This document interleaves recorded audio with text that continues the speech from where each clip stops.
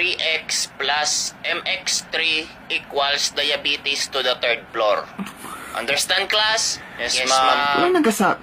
Ma'am, lampas na po tayo sa klase, ma'am. 10 minutes na po. Kanina pa po uwian. Kuya nga, ma'am. Nagmamadali pala kayo matapos. Bakit may gagawin pa ba kayong mas importante?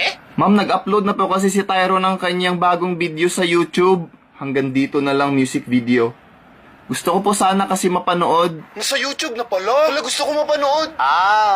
May mas mahalaga pa pala sa pag-aaral nyo. Dahil dyan may surprise quiz tayo. Ha? Get 1/4 sheet of paper. 1/4, ma'am? All erasures is considered wrong.